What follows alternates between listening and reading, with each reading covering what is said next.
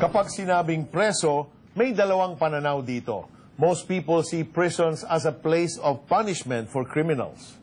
Para naman sa ilan, ang preso ay lugar para sa rehabilitation and reformation ng mga nakagawa ng pagkakamali.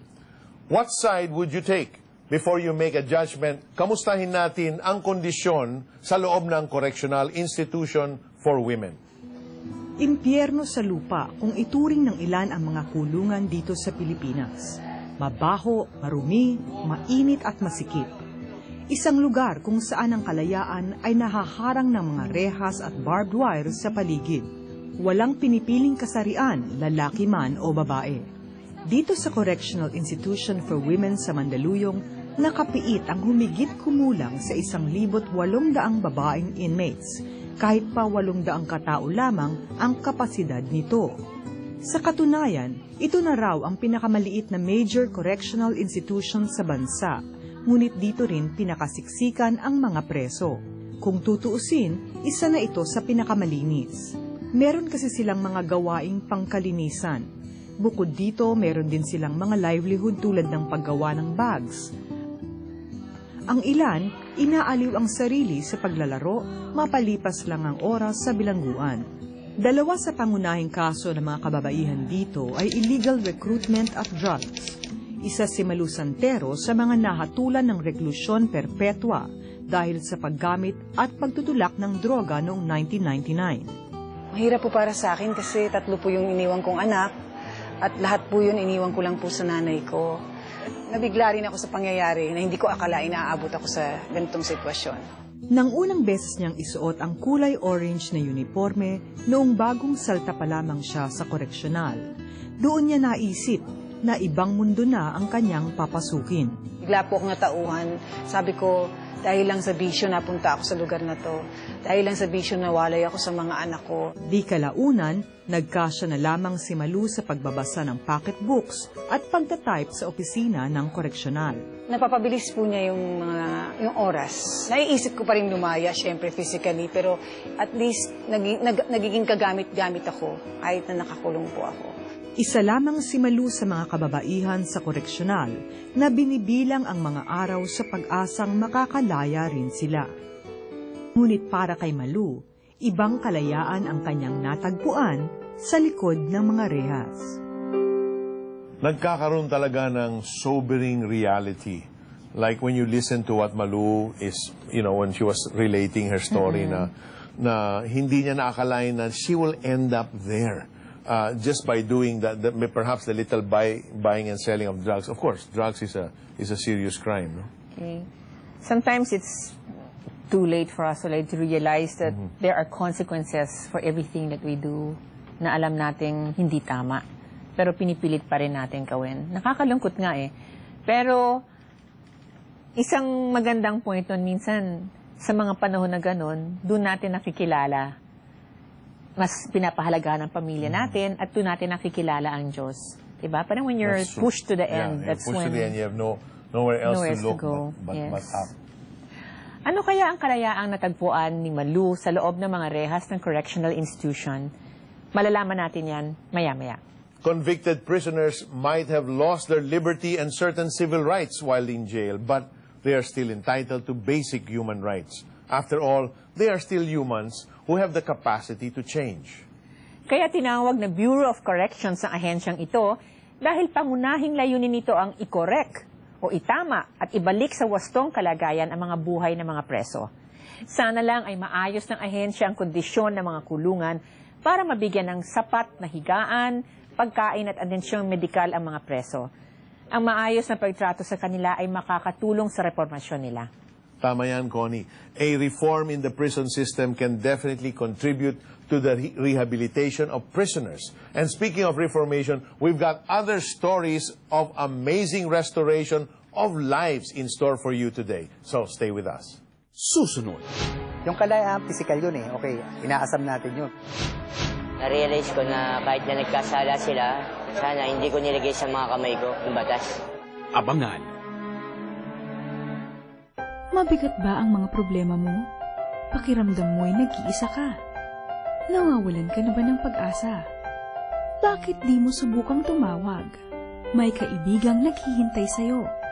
Isang tawag lang, abot kamay mo na ang pag-asa. 810-7717. We're here for you 24/7. Spotlight Artist Center presents Magsimula Ka. The longest-running hit musical of the 80s is back on stage. Magsimula Ka, an inspiring story about 4 new graduates beating the odds and striving to make their dreams come true. This new version features a contemporary approach to a classic, directed by one of the Philippines' brightest theater actors, Robert Senya. Relive the music, relive the energy, and relive the message that has inspired many to fulfill their dreams. Magsimula Ka at the Music Museum from November 18 to December 4. Call Ticket World at 891-9999 or Music Museum at 721-6726. Get your tickets today.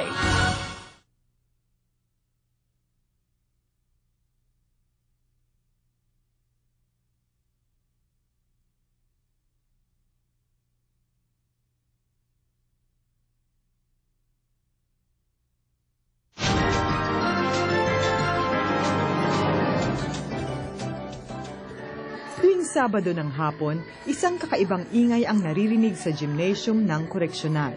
Imbis na riot o gulo, pag-aawitan ang nangingibabaw. Sabay-sabay ang halos 100 inmates na nagpupuri sa pangalan ni Jesus. Isa sa kanila si Malu. Malaking bagay para sa akin yung nakatanggap ako sa Panginoon. Kasi kung hindi ako nakatanggap, baka hindi ko makita yung purpose ko eh. Baka hindi ko makita yung blessings na dumadating sa akin kung hindi ako nakatanggap sa Panginoon. Kahit na anong sama ng sitwasyon ko, ginawa pa rin maganda ng Panginoon para sa akin. Dahil sa mga ganitong gawain sa loob ng piitan, kaya niya natutunan ang tumugtog ng piano. At sa bawat pagtipan niya sa keyboard, alam niyang ang mga himig na kanyang binubuo ay alay niya kay Jesus. Natutuwa po ako dahil nagagamit na po ako ng Panginoon sa mga ganyang bagay. Kasi dati parang walang silbi sa akin yung mga ganung bagay. Yung pala, mas maganda pala yung meron kang, may ginagawa ka para sa Kanya. Mas malaki yung balik sa'yo. Isa lamang si Malu sa mga taong natulungan ng gawain ito na sinimulan ni Isagani Obispo, isang empleyado ng Department of Justice. Bukod sa pagtulong upang mabigyang pansin ang mga papeles at mga nakabinding kaso ng ilang bilanggo, 15 taon na rin niyang pinamumunuan ang RAM Beatitudes Ministry na naglalayong abutin ang mga taong nawawalan ng pag-asa sa loob ng kulungan. Totoo niya, hindi ko naman pinili ito. Talagang dumating yung time na yung pagtawag ba ng Diyos na nung una pasama-sama lang ako doon sa pastor na nagpunta sa akin sa DOJ, in-invite akong sa ministry sa Bilibid. Yung importante kasi doon, kung wala kang burden sa ministry, no? O sa kanila, hindi ka tatagal sa prison ministry. Kasi kailangan makita mo yung sila, kung ano yung sitwasyon nila.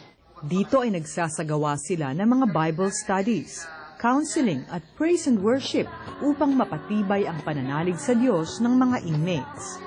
At nagpapasalamat si Isagani dahil tunay ngang nakikita niya ang pagbabagong ginagawa ng Panginoong Yesus sa ilang mga bilanggo. Yung spiritual, yun ang talagang sekreto ng pagbabago ng tao eh. Kaya yung iba hindi nababago kasi walang spiritual eh. Ang Diyos lamang ang pwedeng magbago ng buhay ng tao. Kaya para sa mga presong ito, umiikot man sa kulungan ang buhay nila. Ibang kalayaan ang kanilang tinatamasa. Yung kalayaan, physical yun eh. Okay, inaasam natin yun. Pero pinaka-importante siyempre, yung spiritual na kalayaan na nakilala natin ang Panginoon. Sabi ko nga, ang Diyos pa rin ang maglalabas sa inyo. Napapaligiran man sila ng rehas at barbed wires, napatunayan nila Malu at ng kanyang mga kasamang inmates na walang makakahadlang sa pag-ibig at pag-asang handog ng Panginoon. Bilangguan man ang koreksyonal, naging daan ito upang matagpuan nila ang kalayaang handog ni Jesus. You see, Connie, the different stages in one's life, no? When you're like that, you're in prison and you have so much time. Kaya kagaya yung sinabi mo kanina, no? You can't help but allow God to confront you and your situation. And then, tamo, meron pa siya mga talent na talents niya. Talagang, she can be such a useful person, di ba? Doon lang niya na-realize yun. Actually, ang talagang something that really caught my attention and really I'm just reminded that there can really be no true transformation, di ba, Peter? Not until you really completely surrender your life to Jesus. Yung talagang totoo. Hindi ka pwede magbago on your own, eh. Di ba? Yeah. Ang hirap. Hindi, kahit na gusto mo magbago, tayong lahat, di ba? We can't do it on our own. So, gusto ko rin yung sinabi ng pastor kanina who has that special ministry sa prison cells, di ba? At ako'y natutuwa, Peter, sa mga tao who go out of their way. Sinasabi naman ng Panginoon, di ba? You're visiting me when you go to the prison. You're blessed are those who go and visit the prisoners. Yes. Okay, we'll be right back. Stay with us.